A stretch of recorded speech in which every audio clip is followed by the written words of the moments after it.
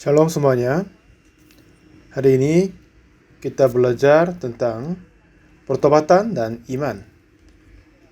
Pertobatan itu berarti berbalik dari kepercayaan diri.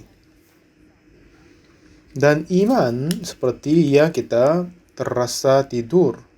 Jika kita berjalan jauh dengan naik mobil dan memandang pandangan-pandangan di luar, terkadang kita jatuh ke dalam tidur, kan? Kita nggak usah berusaha untuk masuk ke tidur, tapi terantuk dan tertidur. Seperti iman begitu juga.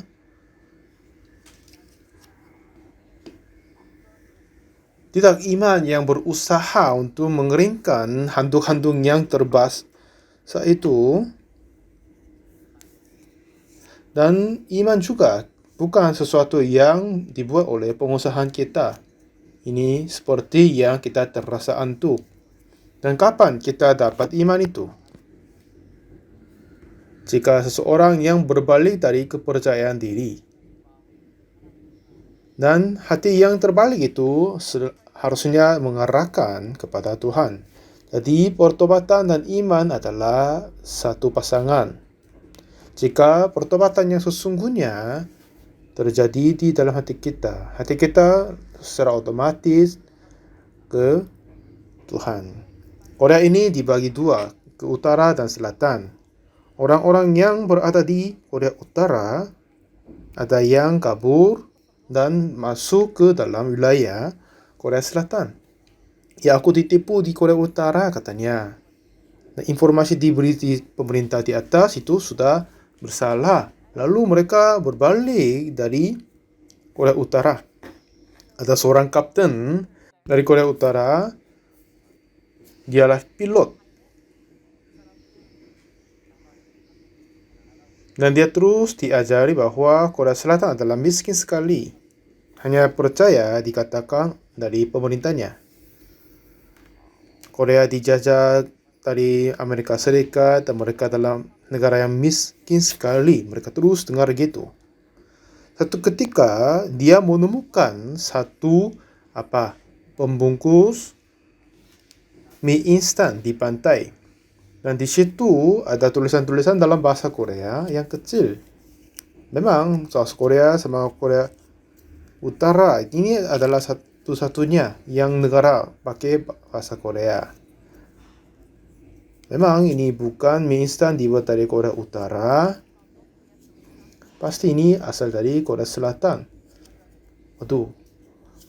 Yang bungkus mie instan pun kelihatannya mewah dan warna-warni begitu. Kalau begitu, kemungkinan informasi yang saya dapat tentang Korea Selatan mungkin bersalah kiranya.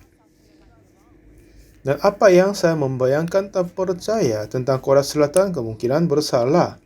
Jadi mulai saat itu dia coba cari saluran dari Korea Selatan. Semakin banyak dia dengar saluran-saluran dari Korea Selatan, dia menemukan diri kehidupan di atas Korea Utara itu sudah bersalah.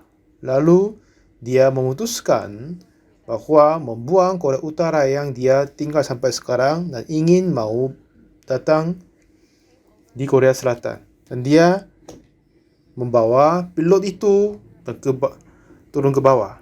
Waktu itu kelihatannya terjadi perang karena dia membawa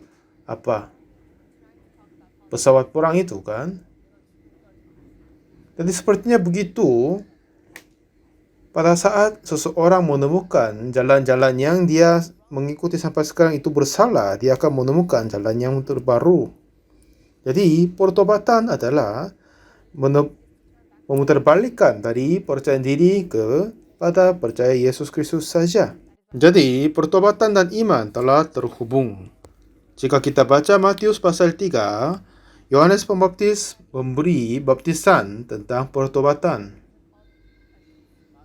Dan banyak orang datang ke sungai Yordan dan menerima baptis oleh Yohanes Pembaptis.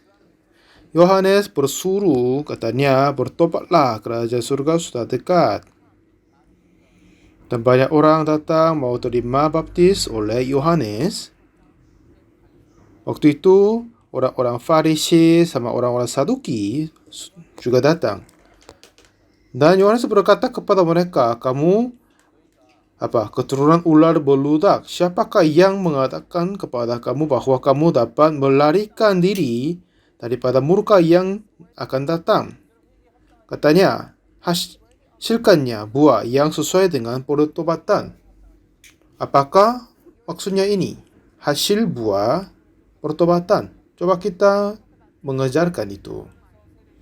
Dengan itu, Yohanes Pembaptis berkata, jangan mengira bahwa kamu dapat berkata dalam hatimu, Abraham adalah bapa kami. Karena aku berkata kepada Allah, dapat menjadikan anak-anak bagi Abraham dari batu-batu ini. Jadi orang-orang Saduki dan Farisi, mereka mempunyai prinsipnya, pikirannya tentang Tuhan, bahwa mereka sudah terasa kebanggaan diri bahwa mereka adalah bangsa yang terpilih dari Tuhan.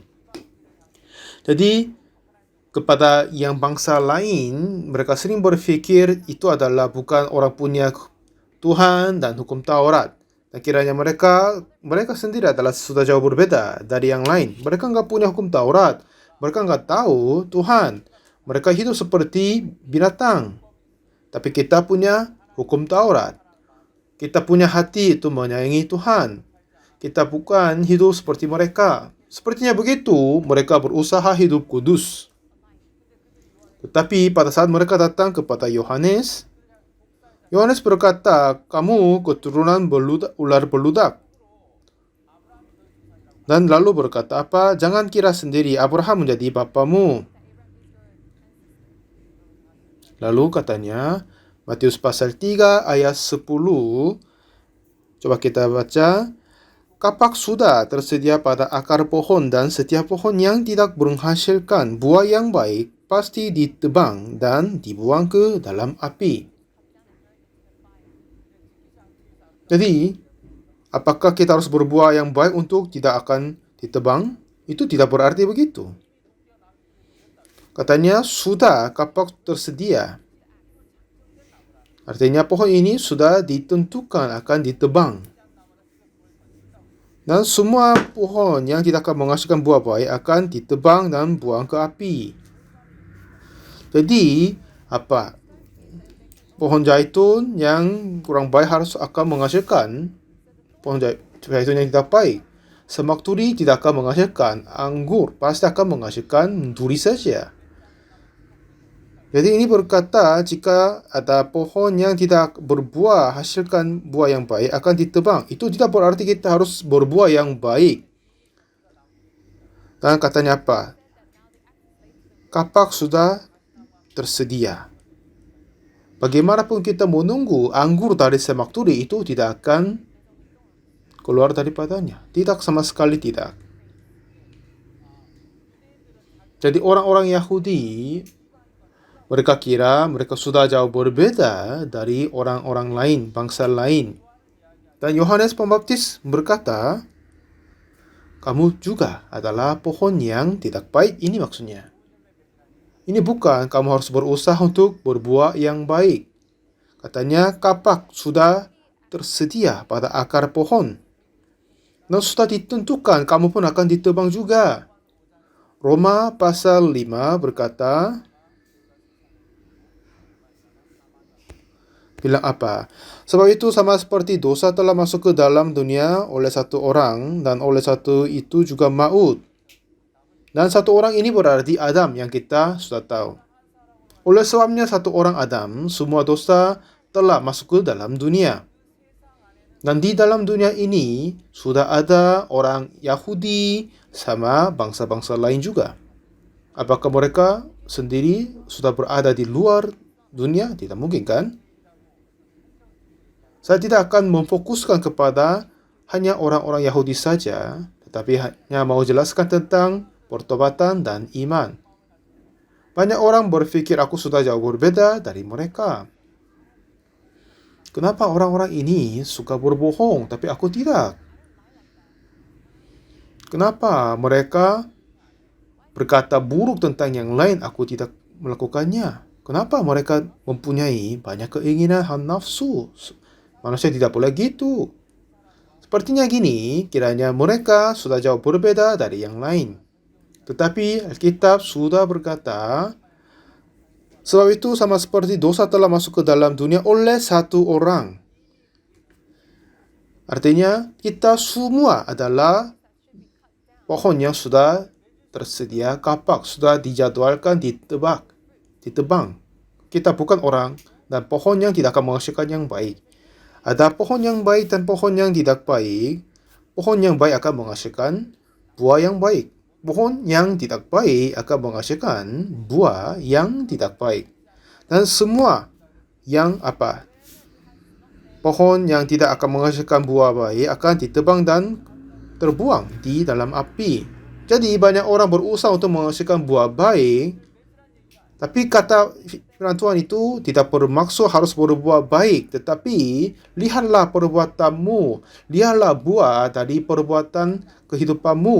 Kamu akan tahu tentang dirimu. Apakah dapat anggur dari semak duri? Apakah bisa dapat buah ara dari lemput duri? Seperti begitu, jika Anda memproduksi semak duri, rumput duri, artinya kamu adalah semak duri. Kamu adalah rumput duri juga. Dan pasti akan ada pohon yang baik dan pohon yang tidak baik. Pohon baik adalah hanya kepada Yesus Kristus yang bertubuh manusia. Dia adalah yang satu-satunya pohon yang baik. Kita semua lahir sebagai pohon yang tidak baik dalam Adam. Jadi orang-orang kena flu, akan ada demam, batuk. Bagaimanapun kita berusaha tidak demam, tapi akan ada. Tidak mau berbatuk, tapi akan ada batuk. Karena apa? Karena virus itu akan mengakibatkan demam, sama batuk dan gejala-gejala yang lain. Tetapi saudara, batuk sama demam ini adalah gejala, bukan virus sendiri, ya kan? Flu datang karena virusnya. Akhir-akhir ini, ya sudah banyak sekali COVID-19 diperluaskan di seluruh dunia. Karena itu bahaya, karena itu tidak ada gejala, tapi disebarkan kebanyakan orang.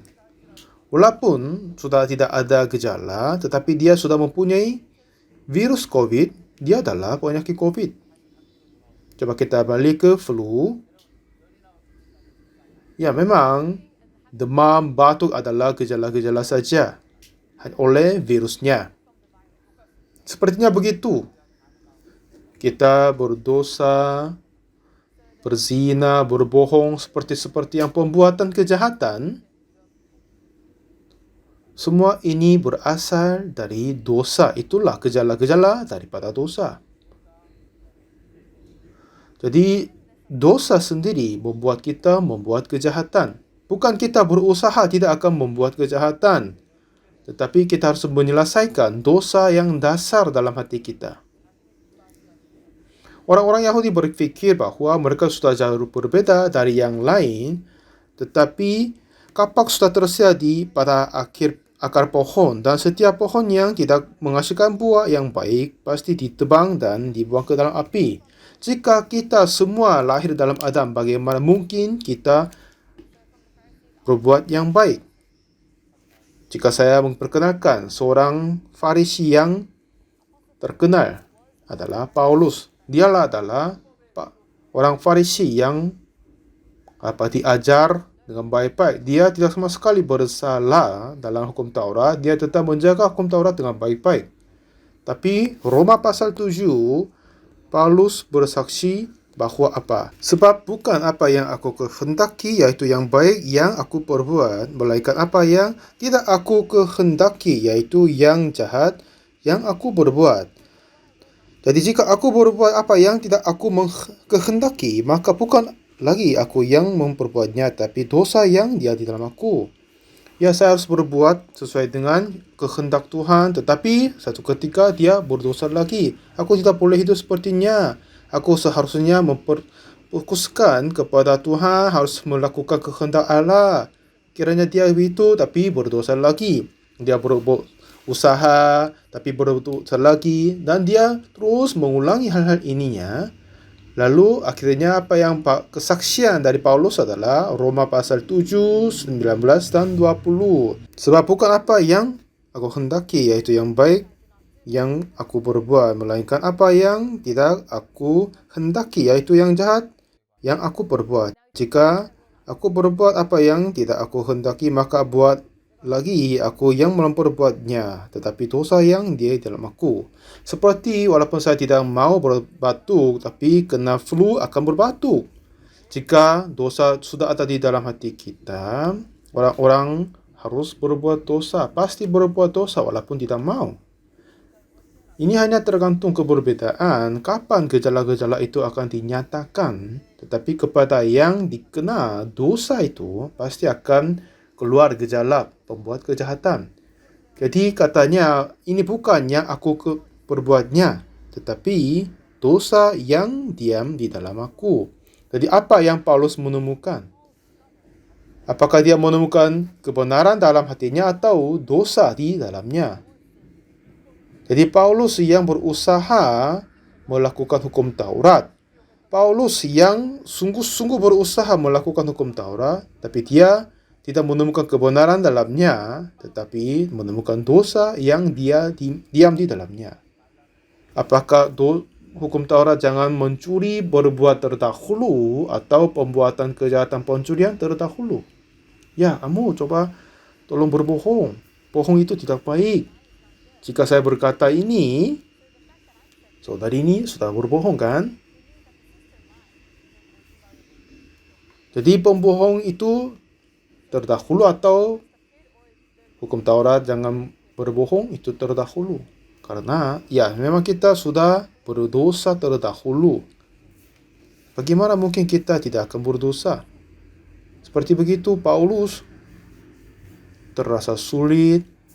Seterusnya, akhirnya hatinya menjatuh sampai Roma 7 ayat 20. Coba kita memeriksa di ahli Taurat di Lukas pasal 10. Dia juga adalah seorang Yahudi. Dia pun berusaha melakukan hukum Taurat dengan baik-baik. Lalu ia ketemu Yesus di Lukas 10 ayat 25. Pada suatu kali, berdirilah seorang ahli Taurat untuk mencoba Yesus. Katanya, Guru, apa yang harus kuperbuat untuk memperoleh hidup yang kekal? Dan dialah yang melakukan hukum Taurat dengan baik-baik, tapi masih belum dapat hidup yang kekal. Jadi katanya dia apa? Apa yang kuperbuat untuk memperoleh hidup yang kekal? Kata Tuhan, apa yang tertulis dalam hukum Taurat, apa yang kau baca di sana? Jawab orang itu, kasihlah Tuhan Allahmu segenap hatimu dan dengan segenap jiwamu dan segenap kekuatanmu dan dengan segenap akal budimu. Dan Yesus berkata, jawabmu benar, perbuatlah demikian, maka engkau akan hidup. Jadi untuk hukum Taurat, jika kita melakukannya akan dapat hidup. Tetapi jika tidak akan dihukum mati. Itulah hukum Taurat. Jadi Yesus berkata apa? Apa yang tertulis dalam hukum Taurat? Apa yang kau baca di sana? Artinya, hukum Taurat yang tertulis kau dapat terima dengan sisi ini atau sisi yang lain. Dan ahli Taurat dia selalu berusaha dan berfikir untuk melakukan hukum Taurat. Dan akhirnya dia tanyakan, siapakah sesamaku manusia? Dan Yesus bertanya, ya jawabmu benar. Perbuatlah demikian, maka engkau akan hidup. Ya, memang jika dia melakukannya akan hidup. Tetapi jika tidak, akan dikutuk. Itulah hukum Taurat. Siapakah sesamaku manusia? Tanya ahli Taurat. Lalu Tuhan Yesus memberi perumpamaan tentang seorang jatuh dalam tangan penyamun. Ada seorang yang turun dari Yerusalem ke Yeriko, ia jatuh ke tangan penyamun-penyamun yang bukan saja merampoknya habis-habisan tetapi memukul dan sudah pergi meninggalkan setengah mati. Lalu seorang imam sama orang Lewi sudah berlalu. Akhirnya seorang Samaria datang di tempatnya. Dan melihat orang itu, tergerak hatinya belas kasihan. Lalu pergi kepadanya membalut luka-lukanya dan menyiram dengan minyak anggur, kemudian menaikkan di atas keledai tanggungan, membawa ke tempat penginapan. Lalu merawat dia sampai selesai. Akhirnya kasih 2 dinar kepada pemilik penginapan. Nah, rawatlah dia, dan jika kau belanjakan lebih dari ini, aku akan menggantinya waktu aku kembali. Dan lalu tanya Yesus siapakah di antara ketiga orang ini menurut pendapatmu adalah sesama manusia dari orang yang jatuh ke tangan penyamun ini? Di sebelum dikasih perumpamaan ini, Yesus berkata, berbuatlah dan kau akan hidup. Jadi jika seseorang melakukan hukum Taurat akan dapat hidup. Tetapi jika tidak, akan dihukum mati. Dan coba Bapak Ibu periksakan hukum Taurat. Jangan berbuat, jangan menzina, hormatilah orang tuamu, dan banyak sekali kan.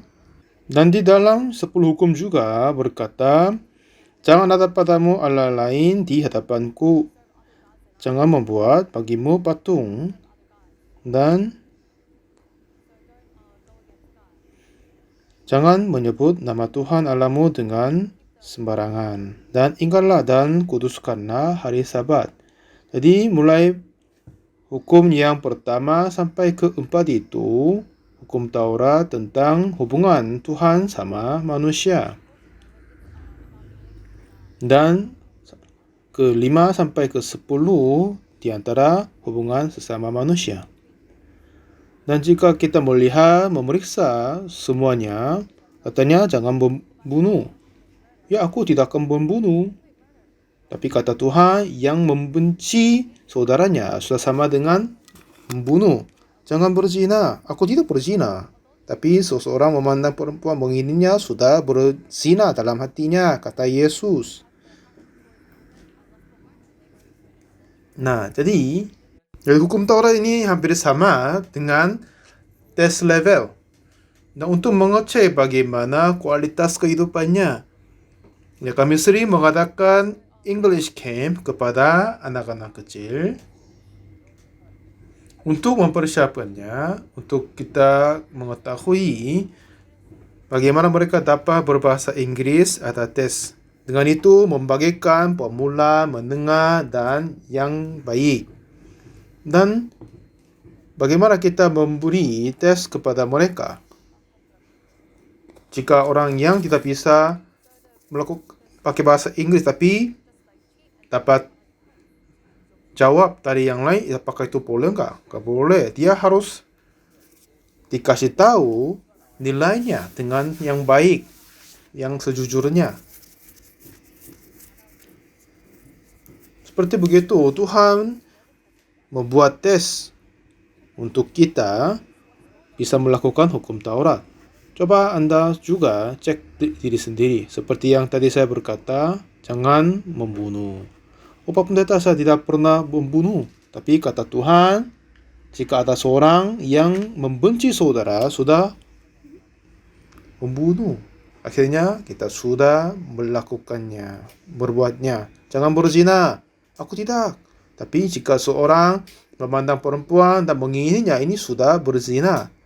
Jika kita memeriksa satu demi yang lain, nilai apa? Nilai berapa yang kita dapat? Apakah kita sudah berbohong enggak? Sudah kan? Hormatilah orang tuamu. Apakah kita sudah pernah menyakiti hati orang tua kan? Dan kadang juga ada beberapa hal yang kita mengasihi diri daripada Tuhan.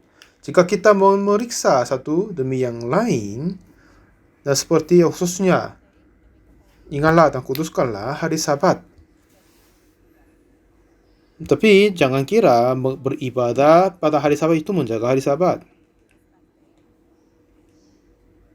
Haruslah ingat dan kuduskan hari Sabat.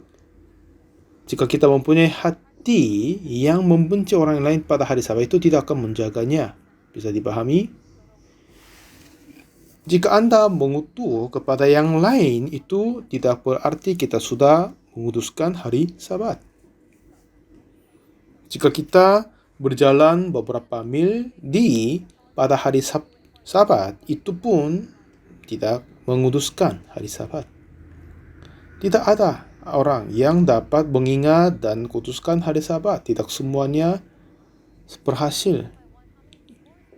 Jika kita memeriksa beberapa dan semua, berapa nilai kita dapat? Untuk saya dapat 0. Bagaimana Anda? Dan ahli Taurat berkata, apa yang aku lakukan untuk memperoleh hidup yang kekal? Bagaimana dia bertanya gini? Karena dia berpikir diri adalah seseorang yang berbuat baik. Dan jadi Tuhan kasih hukum Taurat. Coba cek pada dirimu. Jika dia memeriksa diri sendiri terbaik, apa yang dia harus berkata adalah, Tuhan Yesus, aku berusaha melakukan hukum Taurat tapi enggak berhasil. Pasti dia akan membuat menjadi hati seperti Roma 7 ayat 19 dan 20. Apa yang saya hendak melakukan baik tapi tidak, apa yang saya tidak menghendaki yang jahat itulah yang saya berbuat. Ini bukan aku yang berbuat tapi dosa dia di dalam aku. Aku berusaha melakukan baik tapi tidak bisa. Seperti ahli Taurat yang tadi, jika dia memeriksa diri sendiri dengan hukum Taurat dengan baik-baik, pasti kata yang menyerah akan dibuat di dalamnya. Tuhan Yesus, aku tidak bisa berhasil. Aku tidak bisa mengindahkan diri, menguduskan diri. Aku tidak bisa berhasil. Engkaulah bisa melakukannya. Inilah pertobatan. Tuhan, saya berusaha hidup dengan kehendak Tuhan tapi tidak berhasil. Saya mempunyai istri. Pada saat saya menikah, saya memutuskan bahwa aku tidak akan kelahi samanya. Kadang saya terdengar ada suami istri saling kelahi, tengkar, saya tidak bisa paham. Dan lalu saya berusaha menjadi ayah yang baik, suami yang baik. Tetapi sesungguhnya di dalam kehidupanku, ya saya juga kadang tengkar sama istri. Memang bapak ibu tengkar sama suami istri halus enggak? Tapi untuk saya tidak. Ini hanya satu contoh saja. Banyak orang berusaha hidup dengan baik, tetapi dalam hatinya ada yang tingkatnya. Tingkat yang pertama berusaha sesungguhnya. Banyak orang tertinggal di dalam tingkat yang satu. Akan melakukan perintah Tuhan, kuduskan hari Sabat, akan mengasihi Tuhan, mengasihi sesama manusia. Aku tidak akan berzina, aku tidak akan berbohong dan mencuri. Seperti tingkap hati yang pertama. Jika kita naik satu tingkat lagi, akan sadar aku tidak bisa melakukannya. Celakalah aku.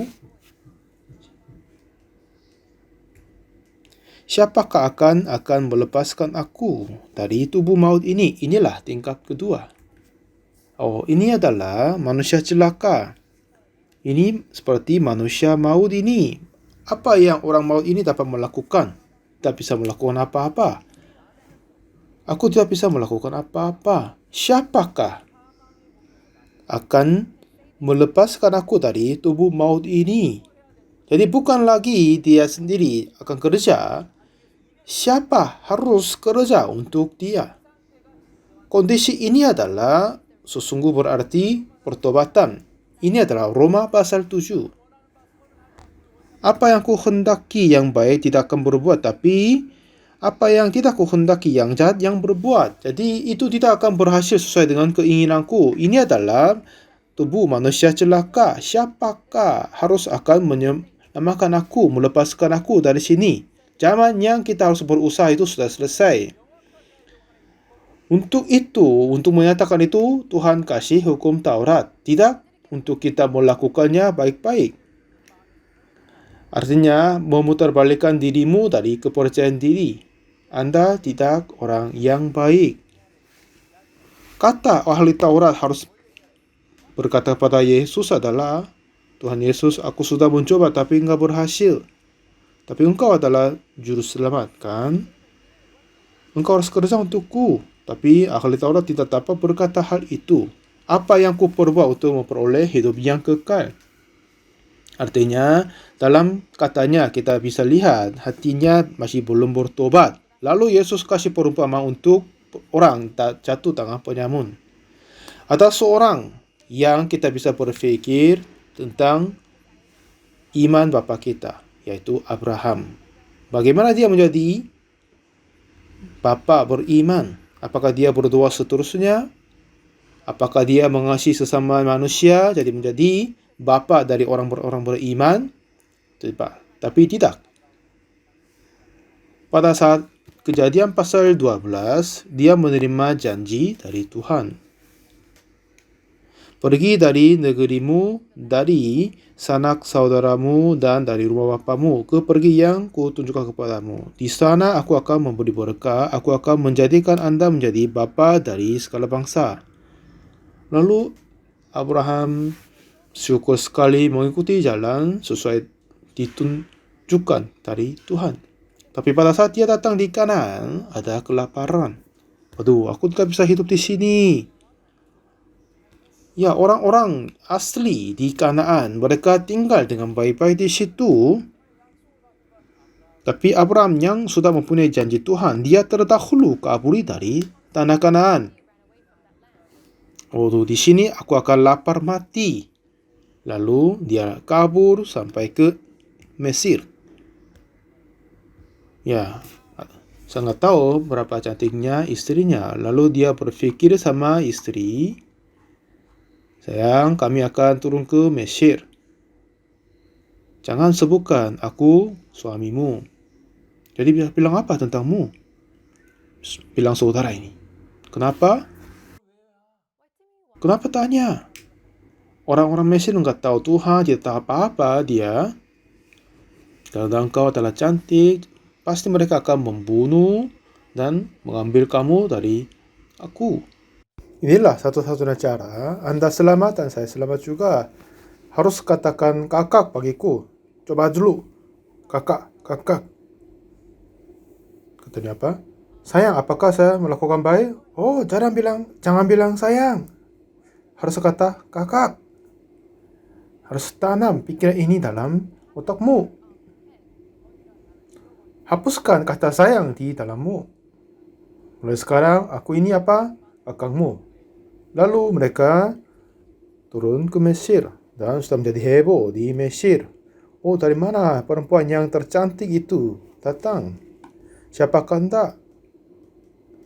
Kami turun dari Kanaan. Oh, benarkah? Ya, siapakah yang perempuan yang cantik di sampingmu?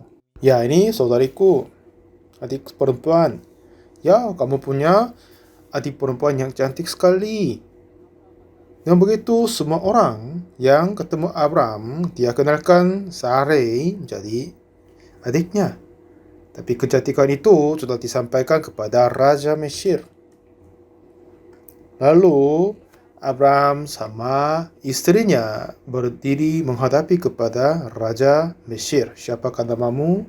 Aku Abraham. Nah, siapakah perempuan yang cantik di sampingmu? Ya, sang Raja Firaun ini adik perempuanku. Katanya, apakah perempuan cantik itu menjadi istriku? Ya, itu sangat bagus katanya. Jadi dia diambil istrinya kepada raja. Lalu raja memberi kambing, domba yang banyak kepada Abraham. Setelah dia membawa banyak ternak pulang ke rumah, bagaimana dia merasa ini? Sangat-sangat baik, tidak baik kan? Pada malam hari dia melihat bulan, dan di dalam bulan itu dapat kelihatan Sarai. Tapi di sampingnya ada siapa? Firaun, Raja Mesir. Oh, itu tidak boleh. Ya, tapi itu sudah terjadi kan? Ini betapa sedihnya dia. Betapa dia tidak suka diri sendiri, dia marahi kepada dirinya sendiri. Tapi tiba-tiba katanya suara, Abraham, Raja panggilmu. Lalu dia datang kembali kepada raja, "Siapakah perempuan ini? Ini adikku," saya sudah katakan. Jangan berbohong. Ini istrimu. Itu akan menjadi kebahayaan bagiku. Bawa dia, pulanglah. Jadi Tuhan nyatakan kepada Firaun, "Jika Anda mengembalikan perempuan ini kepada Abraham, akan terkutuk padamu. Dia istri Abraham. Jika engkau tidak akan mengembalikannya, aku akan mengutuk kamu," kata Tuhan. Lalu dia mengembalikan istri kepada Abraham. Nah, hal ini seperti ini terjadi sekali lagi. Lalu sekali lagi Abraham jual istri kepada Abimelek. Yang sayang mereka tidak tahu Tuhan juga. Jadi seperti yang kemarin kita lakukan di Mesir kan. Ini sudah kita pernah, jadi Anda bisa melakukan baik-baik lagi. Jangan cuma sayang bagiku kan, aku kakangmu. Lalu dia diambil istri kepada Abimelek lagi. Jika kita melihat Abraham, apakah dia sungguh bapa dari orang-orang beriman? Tapi Abraham melalui kedua hal besar ini, hati yang dia percaya diri sudah berakhir. Setelah Abraham melihat diri, dia sendiri adalah orang-orang yang jahat. Dan dia adalah yang sangat-sangat jahat. Tidak ada yang baik diam di dalamnya. Aku ini adalah seorang yang jahat dan kotor. Aku sudah 2 kali menjual istriku. Ini orang yang sangat-sangat jahat. Tetapi kepada aku ini Tuhan tetap kerja. Tuhan tidak berkata, "Aduh, sudah tidak bisa kerja sama dengan Abraham. Apakah ada orang yang lain selain Abraham? Kamu malaikat, coba carilah orang.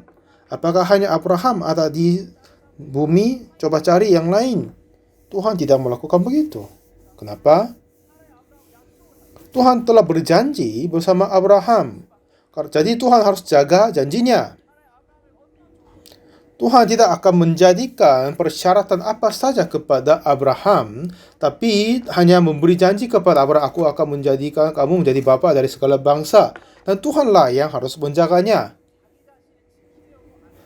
Tapi Abraham tidak mempunyai iman kepada Tuhan, dan dia mau menjaga istrinya sendiri, jadi dia berbohong dan menjual istrinya 2 kali. Tetapi Tuhan tetap mengembalikan istrinya kepada Abraham. Dan oleh Abraham banyak keturunan telah dilahirkan, khususnya Yesus Kristus lahir di dalamnya. Satu ketika ada seorang murid dapat ujian, tapi dia nggak tahu jawabnya. Mulai nomor 1 sampai 10 tidak sama sekali dapat jawab. Jadi dia harus mengisi yang kolom jawabnya. Dia cari Tuhan tahu, Tuhan tahu. Nomor 2 jawabnya Tuhan tahu. Sampai 10 dia tulis apa? Tuhan tahu. Lalu guru melihat itu, ya waduh, siapa ini? Lalu guru mencatat komentar. Kamu dapat nilai 0, tapi Tuhan dapat 100. Itu nilai dia. Jadi berapa nilai kepada Abraham? Abraham sendiri 0, tapi Tuhan adalah 100. Untuk itu Abraham menyangkal pikiran-pikiran yang dia percaya diri sendiri. Jadi pertobatan adalah berbalik dari kepercayaan diri. Ya, dari dalam aku hanya ada kejahatan saja. Aku ini adalah orang yang jahat. Aku tidak boleh percaya diri sendiri. Jadi seperti begitu, muter balik dari kepercayaan diri. Dan Tuhan sendiri kerja sesungguhnya kepada Abraham. Lalu apa yang iman Abraham mendapat adalah, ya sekalipun tidak ada dasar untuk berharap, namun Abraham berharap juga dan percaya. Dan imannya tidak menjadi lemah walaupun ia mengetahui bahwa tubuhnya sudah sangat lemah karena usianya telah kira-kira 100 tahun. dan bahwa rahim Sarah telah tutup. Jadi pada saat Abraham menjadi 99, Sarah menjadi 89 dengan cara manusiawi. Semua harapan telah selesai.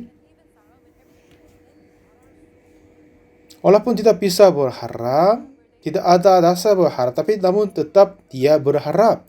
Keadaan-keadaan semuanya kelihatannya tidak akan berhasil, tapi jika Tuhan kerja, akan menjadi mungkin. Tuhan akan menggenapkan kehendaknya dan janjinya. Apa saja firman Tuhan akan digenapi. Oleh sebab itu, Abraham menjadi ayah, bapa dari orang-orang beriman. Dia mengakhiri kepercayaan diri, lalu menjadi orang-orang yang percaya Tuhan. Inilah Tuhan mau mengajar iman kepada kita. Ini cerita yang agak sampingnya. Ada seorang membuat violin. Katanya ada kayu yang khusus diambil dari bagian utara Italia. Tapi setelah baru dipotong kayu dan membuat violin, pasti ini akan dipatah. Jadi setelah dipotong kayu harus mengeringkan selama 5 tahun lebih. Setelah itu semua ciri-ciri kayu ini akan menjadi merusak, itu sudah tidak ada lagi. Lalu baru bisa menjadi violin. Walaupun kayunya bagus, tapi jika langsung membuat akan menjadi rusak.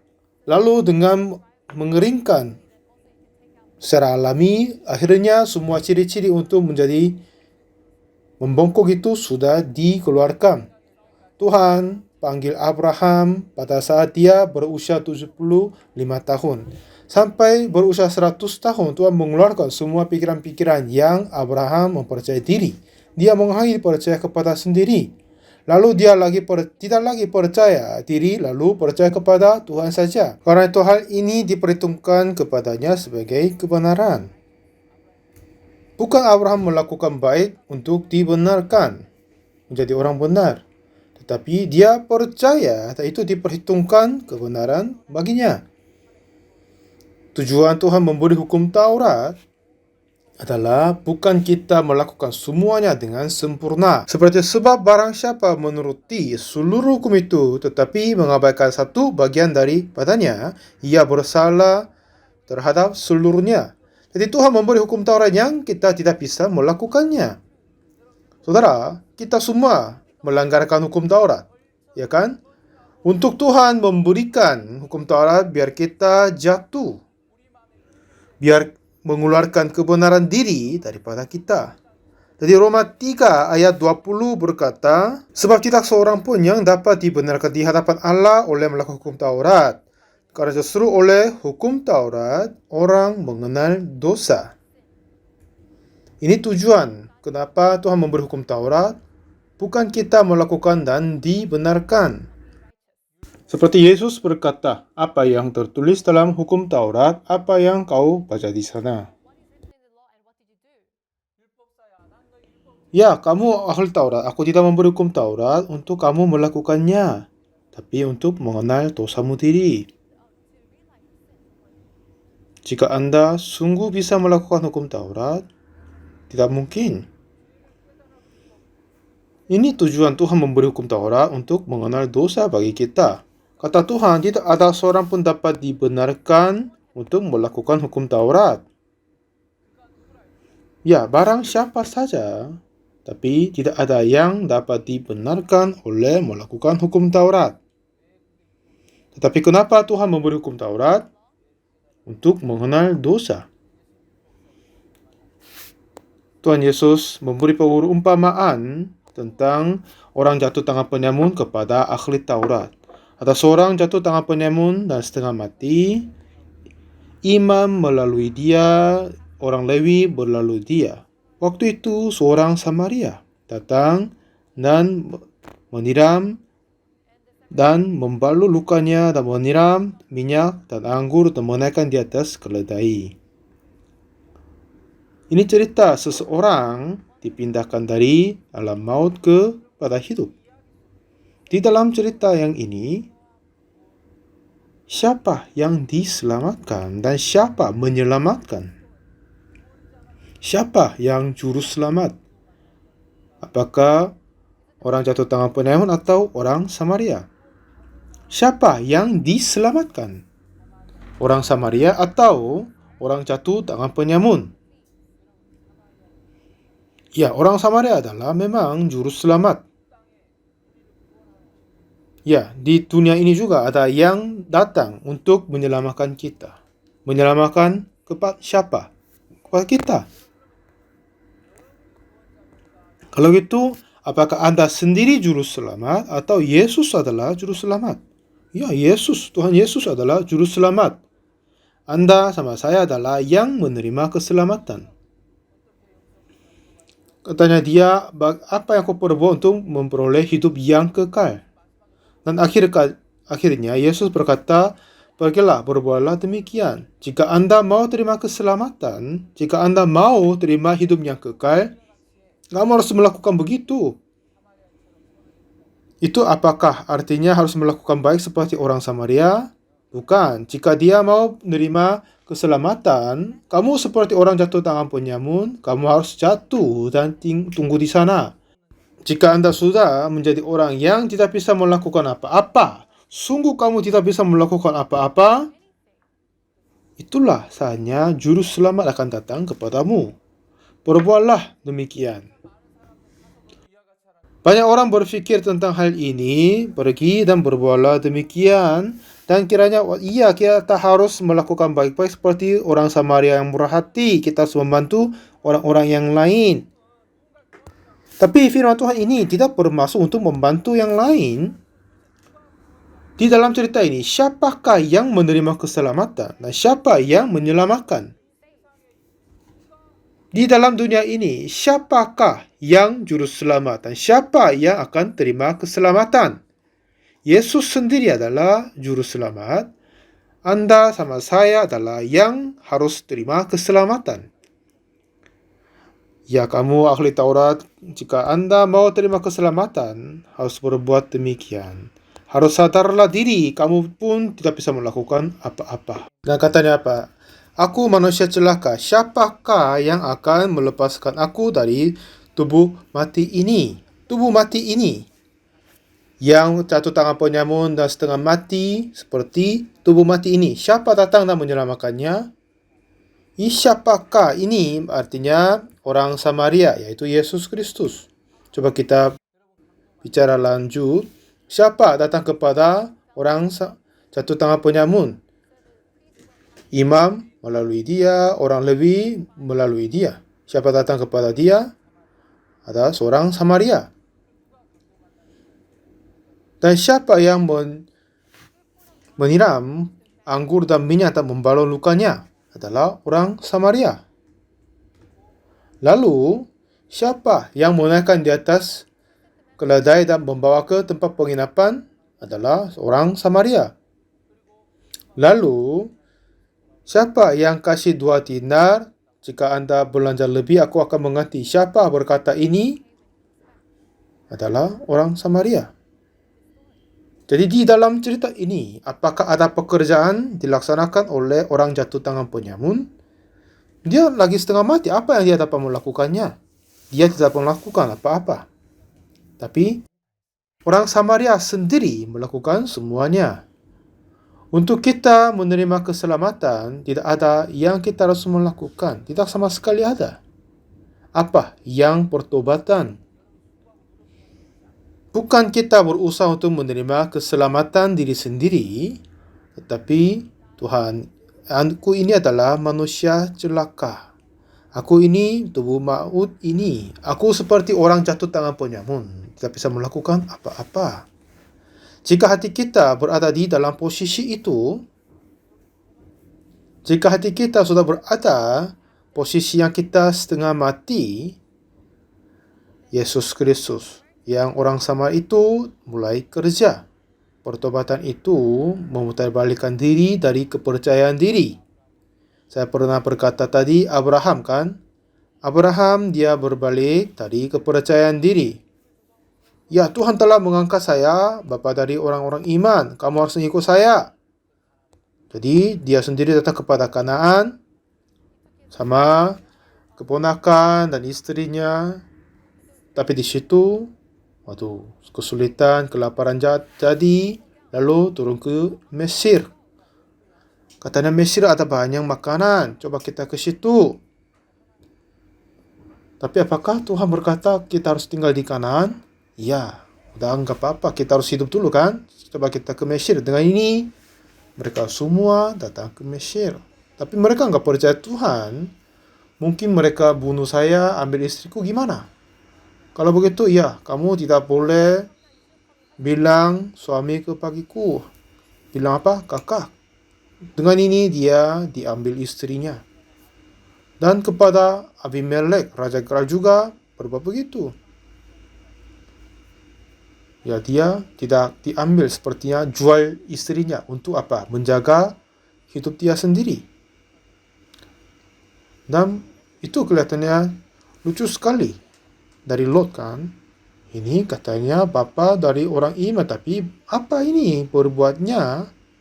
Kepada dia tidak ada yang dapat belajarnya. Lalu Lot meninggalkan Abraham. Lot ini mungkin berpikir dia sudah berbeda dari Abraham. Kenapa paman ini berbuat begitu? Jika saya ikut dia hanya belajar cara bagaimana jual istrinya. Aku tidak mau hidup seperti begitu. Banyak orang berpikir dia sendiri agak berbeda dari yang lain. Tapi pada Abraham melalui Mesir dan Gerar dan 2 kali menjual istrinya dan diambilnya, lalu dia menghabiskan pikiran yang percaya dirinya sendiri. Aku tidak boleh percaya diri. Jika saya percaya sendiri, aku akan kalah. Saya mempunyai guru pendeta, namanya Pendeta Uksupak. Pada saat dia berusia 19 tahun, dia kira dia akan melakukan semuanya. Tapi semua yang dia berusaha, semuanya tidak akan berhasil. Dulu dia kiranya sendiri agak baik dari desanya. Akhirnya dia mencalonkan diri untuk masuk pasukan pertukangan. Memang itu semuanya mendaftar, biasanya diterima. Tapi oleh karena kedua gigi yang depan terpatah, akhirnya dia gagal masuk. Lalu kiranya dia, semua yang menganggap rendah yang lain sudah dapat diterima pasukan pertukangan itu, tapi dia sendiri tidak diterima. Itu menjadi shock ke dalam kehidupannya.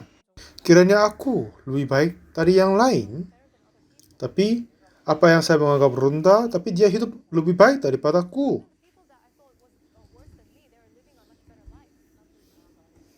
Dan jalan-jalan semua bisa ambil, saya tidak bisa ambil. Walaupun gitu, saya kiranya apa? Saya lebih baik daripada yang lain. Aku ini adalah bodoh sekali. Aku ini adalah kurang hikmat sekali. Jika saya percaya orang seperti ini, aku akan kalah. Dengan begitu, Pak Pendeta itu menjadi kesempatan untuk mengakhiri mempercaya kepada dirinya sendiri.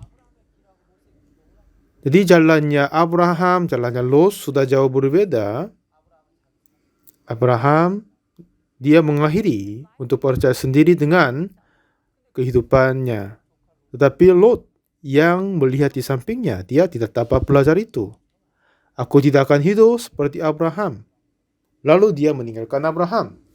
Karena apa? Dia kiranya diri adalah lebih baik. Di antara kita, siapakah yang adalah yang baik?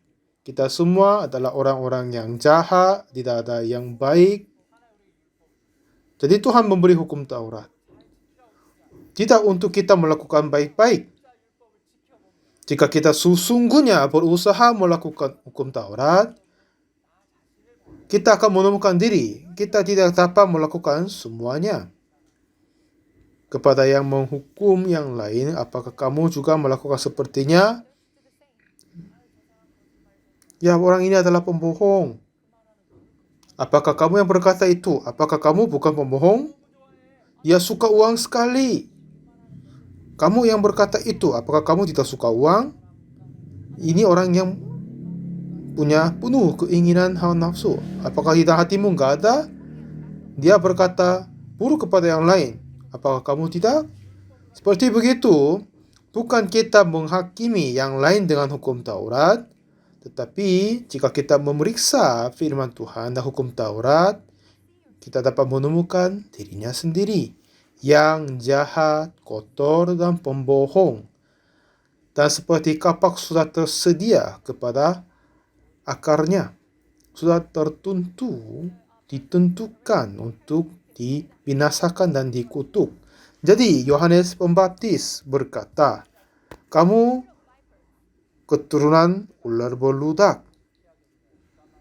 Siapa yang mengatakan kepada kamu bahwa kamu dapat melarikan dari murka yang akan datang? Jadi, hasilkanlah buah yang sesuai dengan pertobatan, dan janganlah mengira bahwa kamu mendapat berkata dalam hatimu, Abraham menjadi bapa kami, karena Allah dapat menjadikan anak-anak bagi Abraham dari batu-batu ini. Kapak sudah tersedia pada akar pohon, dan setiap pohon yang tidak menghasilkan buah yang baik pasti ditebang dan dibuang ke dalam api. Ini kata kepada siapa? Anda sama saya, kita semua. Kita sudah tertentu untuk ditebang dan terbuang. Kita tidak boleh percaya diri sendiri. Ini maksudnya Tuhan. Pada saat orang jatuh tangan penyamun, dia tidak bisa melakukan apa-apa. Orang Samaria datang dan dia melakukan semuanya. Seperti begitu, pada saat kita tidak bisa melakukan apa-apa, Tuhan mengutus seseorang yang bisa melakukan semuanya untuk kita. Itulah Yesus Kristus. Ia akan melahirkan anak laki-laki dan engkau akan menamakan dia Yesus, karena dialah yang menyelamatkan umatnya dari dosa mereka. Jadi bukan kita harus melakukan sesuatu yang baik, tetapi Yesus harus bekerja untuk kita terima keselamatan. Bukan kita yang harus kerja, tapi Yesus harus bekerja. Kita harus berbalik dari titik yang kita berusaha sesuatu, lalu kita fokus kepada Yesus. Apa yang Yesus melakukan? Dia mati di atas kayu salib dan berkata, sudah selesai. Sudah selesai. Maksudnya dia setelah menyelesaikan tujuan kedatangan di dalam bumi ini, Matius 1:21, ia akan melahirkan anak laki-laki dan engkau akan menamakan dia Yesus, karena dialah yang akan menyelamatkan umatnya dari dosa mereka. Kata Yesus sudah selesai di atas kayu salib. Dengan begitu, Roma 4:25 berkata, yaitu Yesus yang telah diserahkan karena pelanggaran kita dan dibangkitkan karena pembenaran kita. Tuhan Yesus telah diserahkan karena pelanggaran kita dan dibangkitkan karena pembenaran kita. Jadi saudara, kita melakukan sesuatu untuk membenarkan diri. Kita hanya berbuat dosa, dan Yesus diserahkan karena pelanggaran dan dosa. Lalu Tuhan bersuruh kepada kita, aku membenarkan kamu, kamu sudah dibenarkan. Bukan kita melakukan untuk dibenarkan. Kita hanya berbuat dosa. Yesus mati karena dosa kita, dan upah dosa telah dilunasin oleh darahnya. Setelah itu dia bangkit, lalu berkata, kamu telah dibenarkan. Era yang kita melakukan baik sudah selesai, tapi Yesus telah melakukannya. Dia sudah berkata, sudah selesai. Seperti begitu, semua dosa kita telah selesai di atas kayu salib. Zamannya, eranya, kita yang berbuat baik sudah selesai. Pertobatan ini akan mengakhiri keinginan yang kita bisa melakukan. Dan iman adalah percaya kepada dan menyatukan firman Tuhan Yesus Kristus sudah selesai. Semua pengusahaan kita sudah selesai. Dan oleh sebab anugerahnya, pengusahaan Yesus, oleh darah Yesus, kuasa darah Yesus di atas kayu salib, Anda sama saya dibenarkan. Sekali lagi, Roma 4:25, yaitu Yesus yang telah diserahkan karena pelanggaran kita dan dibangkitkan karena pembenaran kita. Di mana bukti kita sudah dibenarkan? Apakah itu ada di dalammu atau di dalam Yesus?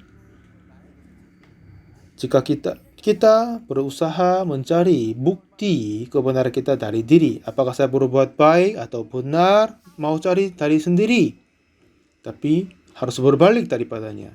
Itulah pertobatan. Lalu, lihatlah apa yang Yesus melakukan untukmu. Oh, aku sudah dibenarkan, aku telah dikuduskan. Tuhan memberi hadiah kepadamu, Roma 4 ayat 25. Kuasa Dia di atas kayu salib telah membenarkan Anda dan aku. Ya, terima kasih banyak, kita selesai.